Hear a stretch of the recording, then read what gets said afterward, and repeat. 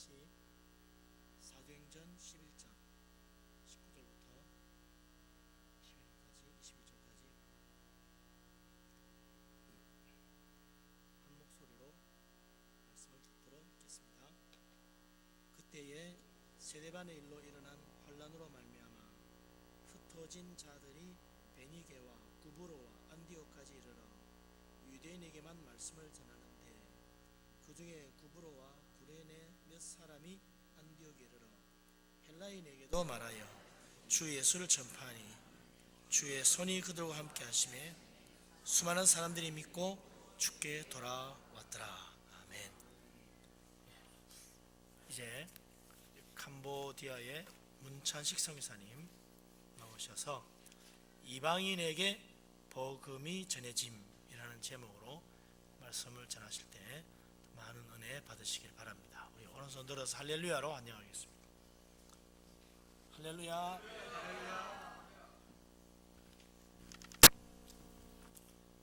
먼저 존경하는 구영철 장로님, 구영철 목사님, 또 선교위원장님, 또 우리 분일교회 성도님들 이렇게 뵙게 돼서 정말 감사드립니다.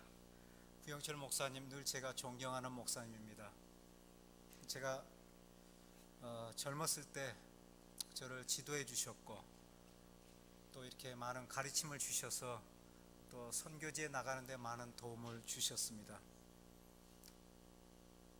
사실 선교사는 선교지에 나가서 일할 때 선교사 혼자서 하는 것이 아닙니다. 한국에 계시는 후원 교회와 또 교회 성도님들이 늘 저희를 위해서 기도해 주시고 또 그 사명을 감당하도록 뒤에서 물질로 또 많은 사랑으로 밀어주시기 때문에 사실 하나님께서 주신 그 사명을 감당할 수가 있는 것입니다. 사실 오늘 우리가 이 자리에서 같이 이렇게 만날 수 있는 것은 바로 우리를 부르시고 또 우리에게 사명을 주시고 또 예수님 안에서 우리로 하여금 한 공동체가 되게 하셨기 때문입니다. 바로 예수님 때문에 오늘 제가 여러분 앞에 서게 되었고 또 우리 성도님들 한 분 한 분 이곳에서 뵙게 되었습니다. 오늘 같이 읽으신 말씀에 보면은 이 선교를 친히 시작한 분이 하나님이시며 성령님께서 친히 이 선교를 이끌어가고 계신 것을 사도행전 전체를 통해서 볼 수가 있습니다. 그래서 하나님을 예배하는 신앙 공동체인 교회가 마땅히 해야 될 일이 무엇이겠습니까? 그것은 바로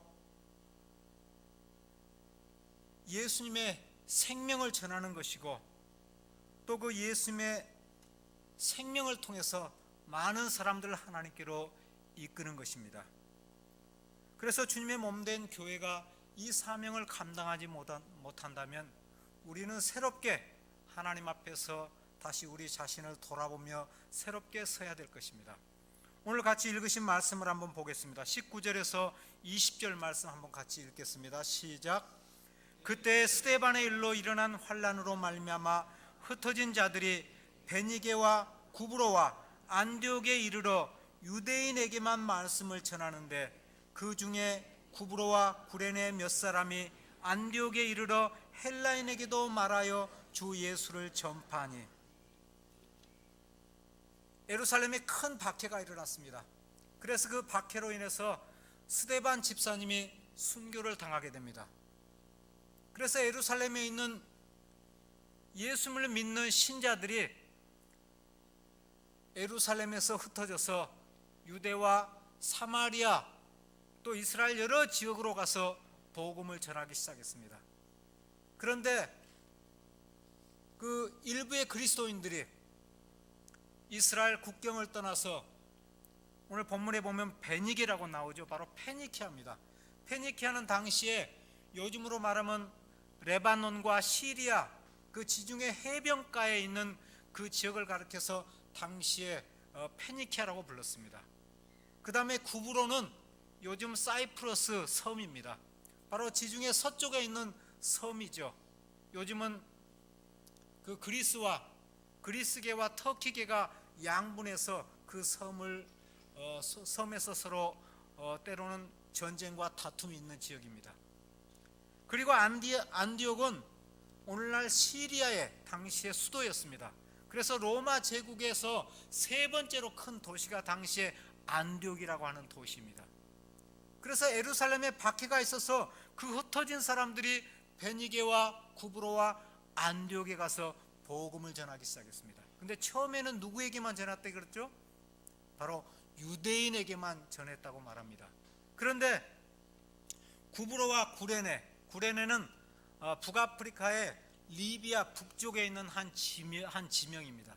그래서 구브로 섬과 그 구레네에서 온 몇 사람이 안디옥에서 헬라인들에게 복음을 전했다고 말합니다. 바로 이것이 이방인 선교의 시초라고 말할 수 있습니다. 오늘 본문 말씀을 통해서 보면은 전도는 다른 사람에 대한 사랑과 관심입니다. 바로 사랑과 관심이 있어야지 이 복음을 전할 수 있다고 하는 것입니다. 저희 부부는 1998년 12월 달에 캄보디아에 들어갔습니다.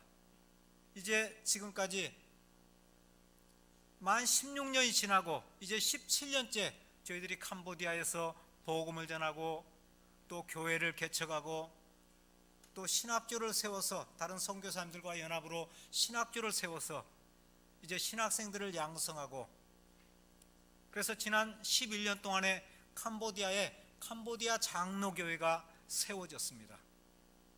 또 대학생들을 위한 학사관을 세워서 대학생들에게 복음을 전하고 있습니다. 바로 우리가 복음을 가지고 그들에 다가갈 때 우리 안에 그들에 대한 사랑과 관심이 있어야 된다고 말합니다. 사실 다른 사람들에게 복음을 전해서 그들의 신앙이 바뀐다고 하는 것은 그들의 인생의 목적과 그들의 가치관과 인생의 방향이 완전히 바뀌는 것입니다.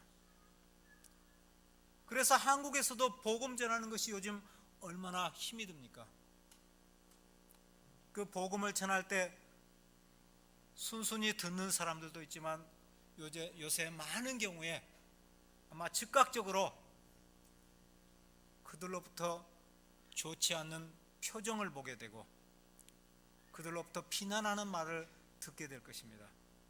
요즘 캄보디아에서도 마찬가지입니다. 그들에게 신앙을 전한다고 하는 것, 예수 그리스도를 믿는 이 복음을 전한다고 하는 것, 이것은 그렇게 환영받는 일은 아닌 것입니다. 그러나 왜 우리가 복음을 전해야 됩니까? 왜 복음 듣기를 거절하고 때로는 오늘 본문에서 보는 것 같이 예루살렘에 큰 박해가 일어났는데 바로 예수 그리스도를 전하는 것 때문이었습니다. 바로 예수님을 전할 때 이와 같은 박해와 어려움과 시련과 고통이 따르는데 왜 우리가 복음을 전해야 되는 것입니까? 그것은 바로 예수님만이 우리의 참 구주시요 우리의 하나님이시기 때문입니다. 만약에 예수님이 세상에 있는 여러 신들, 석가나 마음의 신이나 아니면 우리의 조상신이나 아니면 다른 위인들과 비교될 수 있는 한 분이라면 우리는 목숨을 걸고 예수를 전할 필요가 없는 것입니다. 바로 사도행전에서 8장에 그 스데반 집사님이 순교를 당하게 되는데 그 순교를 당한 것도 바로 오직 예수님만이 스데반의 구주시요 하나님이셨기 때문인 것입니다. 만약에 예수님이 다른 신들 가운데 하나였다면 스데반 집사님은 목숨을 걸고 그 예수님을 증거하지 않았을 것입니다. 그래서 우리가 우리의 이웃들에게, 우리의 형제들에게, 믿지 않는 가족들에게 우리가 복음을 전할 때 우리 안에 분명한 이 신앙이 있어야 됩니다. 오직 예수님만이 나의 하나님이시여 나의 구주시라고 하는 이 믿음이 있을 때 우리는 예수님을 증거할 수가 있는 것입니다. 그래서 사도행전 4장 12절에 보면 다른 이로서는 구원을 받을 수 없나니 천하 사람 중에 구원을 받을 만한 다른 이름을 우리에게 주신 일이 없느니라고 말씀합니다. 이 말씀은 오직 예수님만이 하나님께서 인정하시는 유일한 우리의 구주시라고 하는 것입니다. 이 세상의 많은 사람들 가운데 또 이 세상에 있는 많은 신들 가운데 우리 인류를 위해서 훌륭하고 좋은 일을 한 사람들이 많이 있지만 그러나 오직 예수님만이 우리의 죄를 위해서 이 땅에 오셨다가 우리의 죄를 대속하시기 위해서 우리를 대신해서 죽으셨다 사흘 만에 부활하셔서 우리의 구주가 되셨습니다. 그래서 이 예수님을 다른 신이나 다른 어떠한 사람과 비교할 수 없기 때문에 우리는 이 예수님을 목숨 걸고 전해야 되는 것입니다. 또 우리 안에도 오직 예수님만이 우리의 구주가 되시고 우리의 진리가 되신다고 하는 이 믿음이 있을 때 우리는 하나님께서 우리에게 맡겨주신 사명을 감당할 수가 있습니다. 로마서 10장 13절 14절에 보면 이렇게 말씀합니다. 누구든지 주의 이름을 부르는 자는 구원을 받으리라. 그런즉 믿지 아니하는 이를 어찌 부르리요? 듣지도 못한 이를 어찌 믿으리요? 전파하는 자가 없이 어찌 들으리요라고 말씀합니다. 바로 이 말씀의 요지는 우리가 구원을 얻기 위해서는 예수님을 믿는 믿음이 반드시 우리 안에 있어야 된다고 하는 것입니다. 그리고 이 믿음을 갖기 위해서는 반드시 예수 그리스도에 대한 복음을 들어야 된다고 하는 것입니다.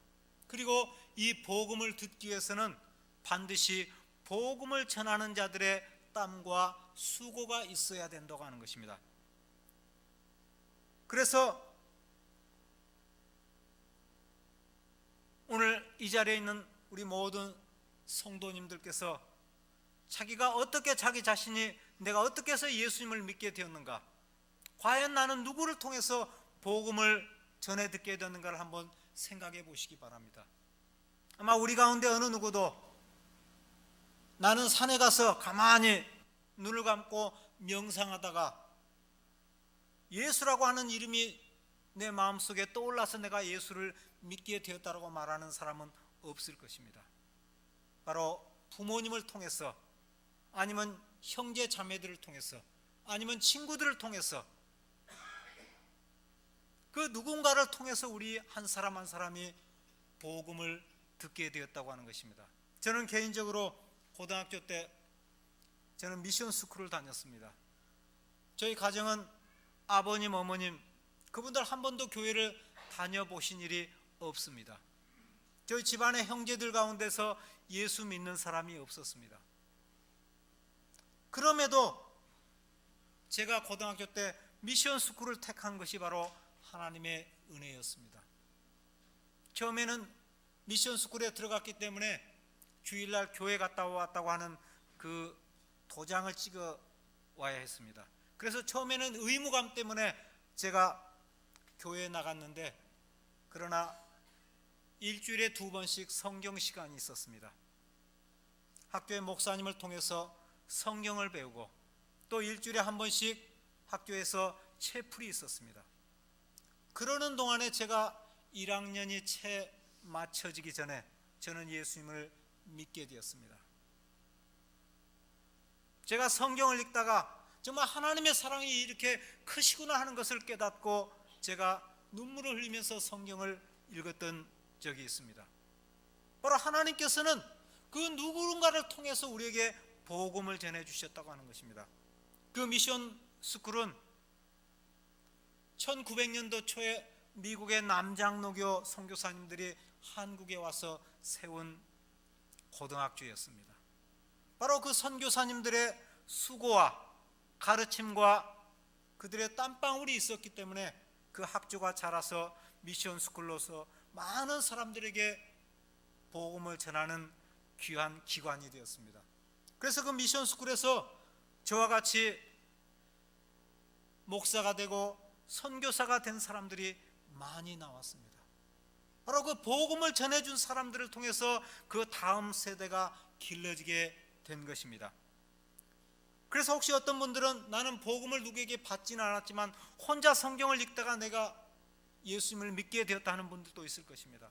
그러나 그분에게 그 성경책이 주어지기까지 선교사님들이 와서 성경책을 우리말로 번역해서 그 많은 단계를 거쳐서 우리에게 그 성경책이 주어지게 되었다고 하는 것입니다. 사실 이와 같이 복음을 전하는 수고를 하지 않으면 예수 그리스도에 대한 복음을 들을 수가 없다고 하는 것입니다. 또 그 복음을 들을 때 하나님께서 그 성령님을 통해서 우리 마음을 감동시키셔서 우리 안에 예수님을 믿고자 하는 것과 같은 신앙을 갖게 하신다고 하는 것입니다. 바로 하나님께서는 우리가 얼마나 선행을 행하냐 그것을 보시는 것이 아니라 우리 안에 예수님을 믿는 믿음이 있냐 없냐 그것을 보신다고 하는 것입니다. 성경에 보면은 의인은 없나니 하나도 없다고 말하는 것입니다. 하나님께서는 우리 안에 예수 그리스도를 믿는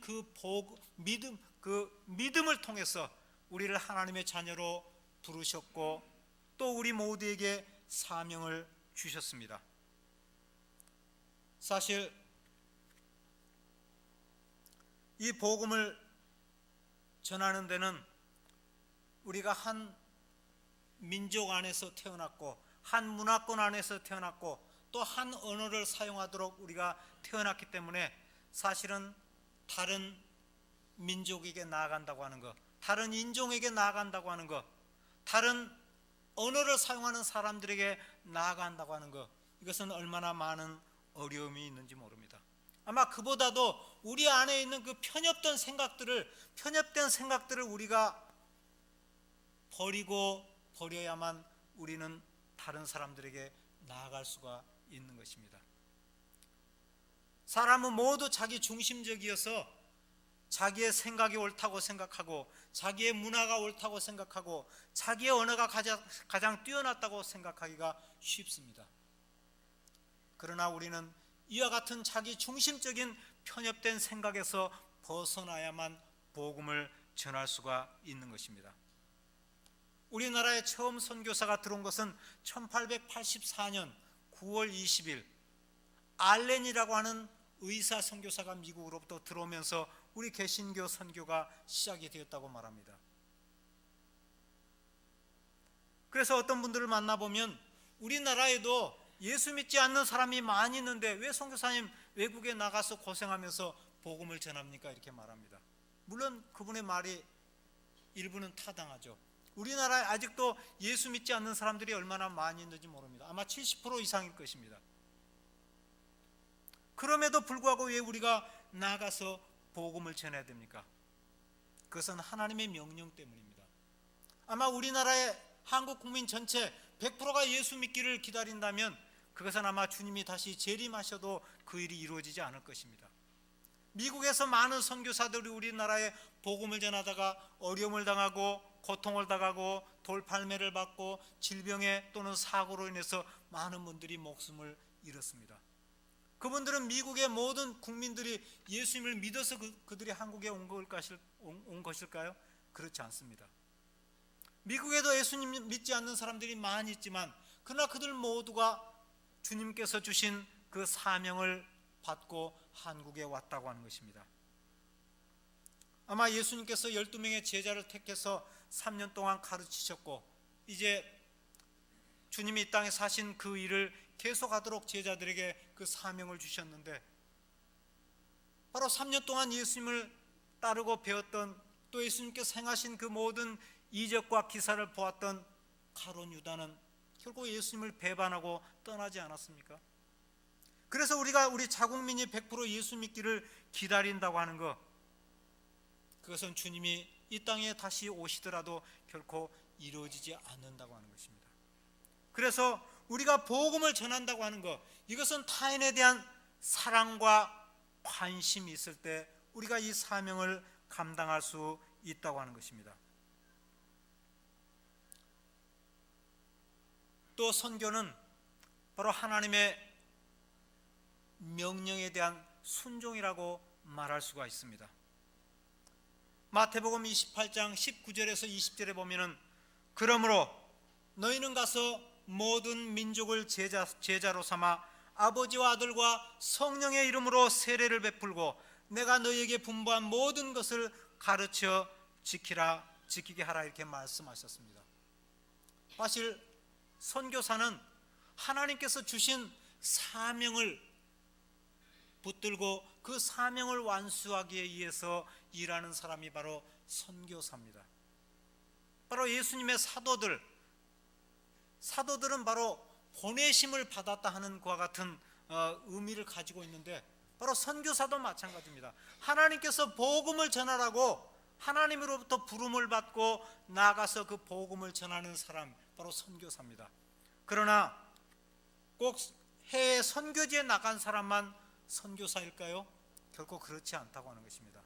오늘 마태복음 28장 19절에서 20절에 주신 주님의 명령은 결코 사도들에게만 주신 명령은 아니었던 것입니다. 사실은 예수님을 믿는 우리 모든 그리스도인들에게 주신 하나님의 명령인 것입니다. 그래서 우리가 한국 땅에 살지만 아직도 예수님 믿지 않는 사람이 있다면 우리는 그 복음을 들고 그들에게 나아가야 된다고 하는 것입니다. 사실 선교지에서 복음을 전하다 보면 한국에서 당하는 어려움과 똑같습니다. 처음에는 저희가 외국인이기 때문에 한번 인내하고 들어줍니다. 그러나 그들에게 반복적으로 다가가고 이렇게 복음을 전하면 이제 싫은 표정을 하고 자기 듣지 않겠다고 하고 때로는 책망하는 사람들도 있고 때로는 고개를 돌려서 외면하는 사람들도 있습니다. 바로 캄보디아는 여러분들이 아시는 것처럼 불교 국가입니다. 그들 조상 대대로 석가를 그들의 신으로 믿어온 민족입니다. 그래서 그 불교를 믿는 그 사람들에게 예수님을 전할 때 그들이 그것을 기쁘게 받을 턱이 없는 것입니다. 한 번은 제가 동네에 가서 복음을 전하다가 갑자기 마루 밑에서 달려나온 개에게 물린 적이 있습니다. 캄보디아에서 개에게 물리면 그건 개에게 한번 물렸다 상처가 나으면 되겠다, 그게 아니라 제가 병원에 갔더니 5번의 예방주사를 맞아야 된다고 합니다. 그 광견병을 예방하기 위해서 처음에 일주일에 한 번씩 2번을 맞고 다음에 2주에 한 번씩 2번을 맞고 마지막으로 한 달 후에 한 번, 이렇게 5번을 맞아야지 안전하게 광견병으로부터 보호를 받을 수 있다고 말합니다. 이와 같이 선교를 이렇게 복음을 전하다 보면은 이와 같이 많은 어려움과 또 수고로움을 겪어야 되는 것입니다. 저희가 1997년 한국에서 파송을 받고 1년 동안 준비하여서 98년 12월 달에 캄보디아에 갔습니다. 그동안 교회를 개척하고 또 학생들 학사를 시작해서 대학생들에게 복음을 전하기 시작했습니다. 또 캄보디아에 나와 있는 한국에서 온 9개의 장로교 선교사님들과 함께 머리를 맞대면서 한국에서는 우리가 서로 다른 합동이다, 통합이다, 고신이다 이렇게 서로 다른 교단에서 나왔지만 그러나 캄보디아에서는 하나의 장로교회를 우리가 같이 세우면 좋겠다는 뜻이 모아졌습니다. 그래서 캄보디아 장로교를 우리가 세우기로 하고 공회를 만들고 약 10년 동안 준비하여서 지난 14년 7월 달에 캄보디아 장로교 동로회가 세워졌습니다. 또 이제 많은 선교사님들이 교회를 개척하기 때문에 그 교회를 맡길 현지인 목회자들을 양성하기 위해서 또 신학교를 세워서 신학교에서 학생들을 훈련하고 하나님 말씀을 가르치는 일을 지금도 하고 있습니다. 또 제가 매일 대학생들과 함께 생활하는데 그 학사관을 만들어서 대학생들에게 복음을 전하고 있습니다. 프놈펜이 수도기 때문에 각 도에서 올라온 많은 대학생들이 프놈펜으로 올라오고 있습니다. 캄보디아는 최근에 많은 학생들이 대학에 가지만 그러나 한국과 비교하면 아직도 대학에 진학하는 율이 그렇게 높지 않습니다. 아마 전체 학생들 가운데 한 30% 정도 된다고 말할 수 있을 것입니다. 이 대학생들에게 복음을 전하는 것은 바로 장차 캄보디아를 이끌어갈 그 중견 지도자들을 양성하기 위한 것입니다. 주일날 교회에 나오는 사람들은 아직도 대부분 가난하고 그 사회에서 보면은 아직도 경제적인 수준이나 교육적인 면에서 아직도 수준이 평균치가 안 되는 경우가 대부분입니다. 그래서 이 가난하고 잘 배우지 못한 사람들에게만 복음을 전할 것이 아니라 이 장차 이 캄보디아의 중견 지도자들이 될 그 대학생들에게 복음을 전한다면 그들이 국가를 위해서 여러 정책을 만들고 정책을 시행하고 또 그 국민들을 이끌어갈 때 정말 그들이 신앙을 가진다면 이 나라가 훨씬 더 좋은 나라가 될 거라고 하는 그와 같은 믿음을 가지고 대학생들에게 복음을 전하기 시작했습니다. 그래서 지난 2001년도부터 현재까지 약 14년 동안 대학생들을 그 학사에 받아서 학생들에게 매일 같이 예배를 드리고 말씀을 가르치면서 그들에게 복음을 전하고 있습니다. 그 사이에 거쳐간 학생들 가운데 현재 캄보디아의 현직 부군수도 있습니다. 또 고등학교 교장 선생님도 있습니다. 또 많은 초중고 선생님들이 배출되었습니다. 그리고 국립은행 과장도 있고 또 그 중에 한 명은 한동대 유학을 와서 LG전자에서 2년 동안 일한 다음에 현재 캄보디아 LG전자의 현지 책임자로 일하는 형제도 있습니다. 이와 같이 그 대학생들을 통해서 장차 그 민족과 나라를 위해서 일할 그 학생들에게 복음을 전하는 일을 지금도 하고 있습니다. 바로 이 젊은이들이 새롭게 변하고 그들이 예수 그리스도의 복음을 들을 때 그 민족이 소망 있고 장차 그 민족이 깨어서 예수 그리스도를 따르는 그 민족으로 변화가 될 것입니다. 바로 이 복음을 전한다고 하는 것, 이것은 어느 특정한 사람에게만 주어진 것은 아닌 것입니다.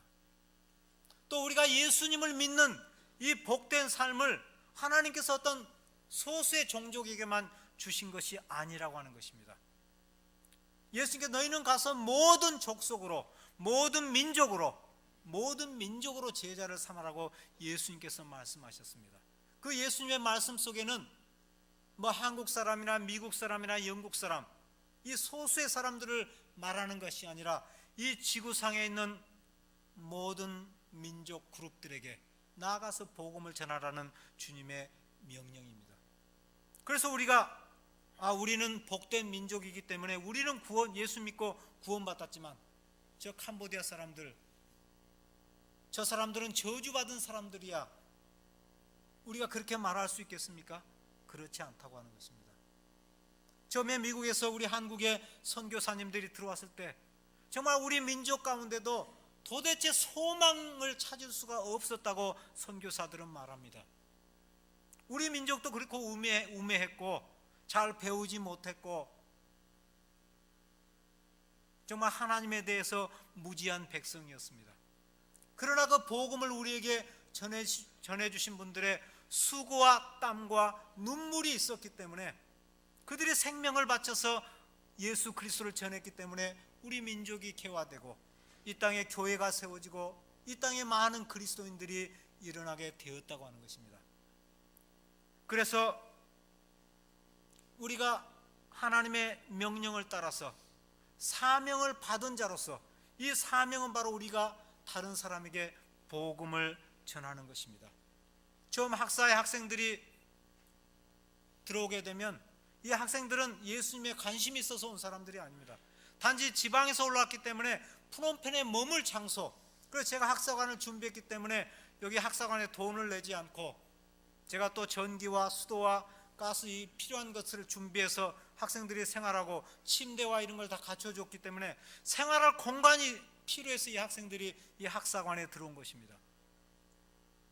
처음 그들과 같이 이제 말씀을 공부하고 찬양하고 예배를 드릴 때 눈만 멀뚱멀뚱하고 쳐다보는 학생들이 전부였습니다. 예수님에 대해서 전혀 관심이 없는 사람들이었습니다. 그러나 그들이 그 의무감 때문에 억지로 앉아있지만, 그러나 6개월이 지나고 1년이 지나면 성령님께서 그들 안에 역사하시는 걸 볼 수 있습니다. 이미 대학생들은 신체적으로 또 그 생각이 모두 다 자란 사람들입니다. 이미 그 다 자란 대학생들에게 제가 어떤 언어로 그들의 마음을 바꾸고 그들을 변화시킬 수 있겠습니까? 이것은 사람이 할 수 있는 것이 아닙니다. 바로 그들과 정해진 시간에 같이 찬양하고 기도하고 성경을 읽어가면서 말씀을 배울 때 성령님께서 그들 안에 역사하시는 걸 볼 수가 있습니다. 그래서 그 가운데서 좋은 목회자가 나오고 정말 그 민족과 나라를 위한 선한 뜻을, 선한 계획을 품은 젊은이들이 나온다고 하는 것입니다. 바로 하나님께서 그들 안에 역사하셔서 정말 그들의 생각이 달라지고 정말 그들이 예수님을 위해서 일하고자 하는 그와 같은 열심을 품게 하신다고 하는 것입니다. 그래서 지금은 학사에 있는 모든 학생들이 주일날이면 다 세 개의 교회로 흩어져서 주일학교 교사로, 또 찬양 인도자로, 또 예배 인도자로 열심히 섬기는 모습을 볼 때 얼마나 감사한지 모릅니다. 또 그들이 푸놈펜에서 대학을 졸업하고 지방의 대부분 학교 교사로 발령을 받고 나가는데 정말 그곳에서도 그들이 교회에 가서 말씀을 전하고 또 교회 일꾼으로 섬기는 모습을 볼 때 정말 하나님 앞에 감사를 드리고 있습니다. 사랑하는 성도 여러분, 정말 우리가 먼저 복음을 받은 자로서 우리가 다른 사람들에게 복음을 들고 나가는 것, 이건 너무나도 중요하고 하나님께서 우리에게 주신 큰 사명이라고 우리는 믿고 그 일을 감당해야 되는 것입니다. 이것은 선교지에 나간 선교사들의 일이 아니라 우리 한국에서 예수님을 믿는 모든 성도님들이 함께 받은 사명인 것을 우리가 늘 기억해야 되는 것입니다. 같이 기도할 때 선교지에 있는 선교사들이 힘을 얻고 그 일을 감당할 수가 있는 것입니다. 우리 한국에서는 이렇게 교회 성도님들이 누가 아프거나 어려움을 당하면 함께 기도하고 함께 위로하고 함께 힘이 되어주지 않습니까? 그러나 선교지는 아직도 예수님을 믿는 사람이 적기 때문에 그 사이로부터 따돌림을 당하고 때로는 가족들로부터 외면을 당하는 형제들도 있습니다. 그래서 아직도 신앙이 연약한 사람들은 쉽게 넘어지고 신앙을 떠나는 경우도 많이 있습니다. 그래서 여러분들의 기도와 사랑이 절대적으로 필요합니다. 이 사랑에 힘입어서 선교사들은 선교지에서 복음을 전하고 있습니다. 아마 주님께서 주신 이 사명이 있기 때문에 바로 우리는 이 사명을 감당하기 위해서 함께 기도하고 또 이를 위해서 함께 수고해야 될 것입니다. 오늘 말씀 11장 21절 한번 같이 읽겠습니다. 시작. 주의 손이 그들과 함께 하심에 수많은 사람들이 믿고 주께 돌아오더라고. 바로 안디옥에서 구브로와 구레네에서 온 몇 그리스도인들이 헬라인들에게 복음을 전하였습니다. 아마 이방 땅에서 이방인들에게 복음을 전하는 것은 그 구브로와 구레네에서 온 그 몇 사람이 처음이었을 것입니다. 물론 빌립이 사마리아 성에 가서 복음을 전했다고 나옵니다. 또 에티오피아 여왕 간다게 네시에게 복음을 전했다고 말합니다. 그러나 그들은 모두 이스라엘 땅의 영토 안에 있었고 그들은 간접적으로 아마 유대교의 영향을 받은 사람들입니다. 그러나 이 안디옥에서 그 헬라인들은 전혀 이스라엘 백성들이 믿는 구약의 하나님에 대해서 무지했고 그들이 하나님을 알지 못한 사람들이었습니다. 그러나 그들에게 복음을 전했을 때 오늘 말씀해 보면 주의 손이 그들과 함께 하심에 이렇게 말씀합니다. 하나님의 도우시는 손길이 바로 그 복음을 전하는 사람들과 함께 하셔서 하나님께서 그들을 통해서 복음이 증거되게 하시고 또 그들 가운데서 많은 기사와 이적들을 행하여서 바로 그들 가운데 예수 믿는 사람들이 많이 나오게 했다고 하는 것입니다. 그렇게 해서 세워진 교회가 바로 바울과 바나바를 선교사로 파송한 안디옥 교회였습니다.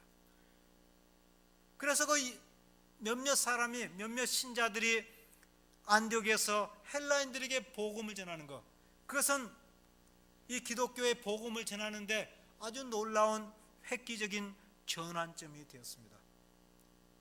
이제 이스라엘 영토 안에 갇혀있던 예수 그리스도를 믿는 복음이 이방 땅에서 이방 사람들에게 증거되어서 바로 예수님이 모든 민족, 모든 나라의 구주가 되심이 증거되기 시작하는 것입니다. 바로 우리가 우리 마음에 갇혀있는 것과 같은 편견을 버리고 정말 다른 사람들에 대한 사랑과 관심을 가질 때, 또 우리가 하나님의 명령에 순종해서 그 말씀을 가지고 나갈 때 주의 도우시는 손길이 우리와 함께 하시는 것입니다. 비록 우리와 문화가 다르고 관습이 다르고 인종이 다르고 언어가 다르다 할지라도 우리는 이 복음을 전하는 일에 힘써야 되는 것입니다. 하나님께서는 우리가 함께 기도하고 이를 위해서 함께 힘쓸 때 이 땅에 있는 더 많은 사람들이 예수님을 알게 하실 것입니다. 사랑하는 성도 여러분, 함께 일을 감당하는데 저와 우리 모든 성도님들이 함께 동역자가 되어서 주의 복음 전하는 일을 주님 오실 때까지 감당하기를 원합니다. 함께 기도하시겠습니다. 저희 캄보디아를 위해서 기도해 주실 때 먼저 캄보디아 장로교회를 위해서 기도해 주시기 바랍니다. 캄보디아 장로교가 이제 점차 성장하고 있습니다. 현지인 목회자들이 신학교에서 양성돼서 현재 캄보디아 장로교 신학교에서 공부하고 목사로 안수받은 사람이 8분이 있습니다. 또 캄보디아 장로교회에 장로님들이 현재 5분이 장로로 안수되었고 또 올 봄에는 또 몇 사람이 장로로 안수되게 될 것입니다. 그래서 캄보디아 장로교회가 더욱더 강건하게 자랄 수 있도록 또 우리 장로교 선교사님들이 이 캄보디아 장로교회를 통해서 함께 협력해서 주의 복음을 전하는 일에 힘쓰도록 위해서 기도해 주시기 바랍니다. 또 저희가 개척한 3개의 교회가 있습니다. 소망교회가 있고 기쁨교회가 있고 아가페 교회가 있습니다. 우리 3분의 전도사님들, 또 그 중에 한 전도사님, 소망교회 전도사님은 우리 학사에서 믿음이 자라서 대학을 졸업하고 또 MDB 과정을 공부해서 이제 올 5월 달에 목사로 안수받게 될 것입니다. 또 다른 2 전도사님은 아직도 신학교에서 신학 수업을 받고 있습니다.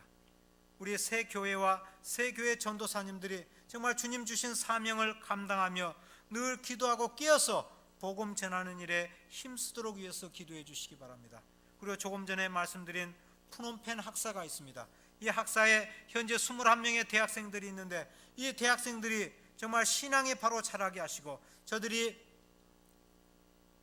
정말 학교 선생님으로 국가 공무원으로 세무 공무원으로 또 여러 가지 직책을 맡고 또 그 가운데 목회자가 나올 사람들이 있는데 참으로 이들이 신앙으로 잘 자라서 저 민족과 저 나라를 책임지는 귀한 믿음의 형제 자매들이 될 수 있도록 위해서 기도하십니다. 이 3가지 제목을 함께 한번 기도하시겠습니다. 하나님 아버지 감사합니다.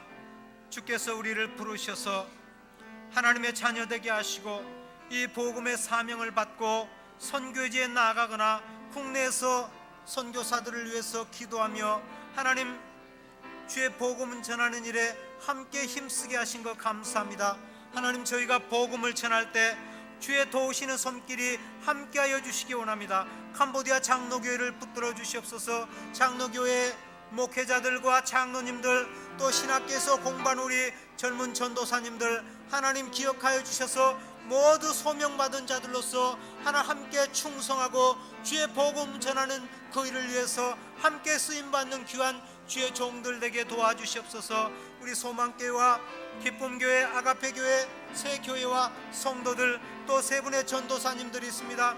이들을 강건하게 하시고 늘 주님 앞에 새롭게 헌신을 다짐하며 주의 복음 전하는 일에, 성도들을 돌보는 일에 함께 힘쓸 수 있도록 도와주시옵소서. 또 학사관에서 공부하는 하나님 대학생들, 하나님 정말 저들 한 사람 한 사람 그 가슴 깊이 예수 그리스도를 믿는 믿음을 주셔서 저들이 주님을 사랑하게 하시고 저 민족과 나라를 사랑하며 저 민족을 위해서 일하는 젊은이들 될 수 있도록, 또 주님 나라를 위해 헌신하는 많은 일꾼들 나올 수 있도록 주여 역사하여 주시옵소서. 주여 감사합니다. 주여 우리와 함께하여 주시옵소서. 사랑의 주님 감사합니다. 저희가 주님 주신 사명을 가지고 나아갔습니다. 또 주님 주신 사명을 가지고 국내에서 이웃들에게, 믿지 않는 사람들에게 복음을 들고 나아가고 있습니다. 함께 동역된 자로서 함께 기도하며 정말 주의 복음을 전하는 일에 함께 힘쓰는 저희 모두가 되게 도와주시옵소서. 감사드리었고 예수님의 이름으로 기도하였습니다.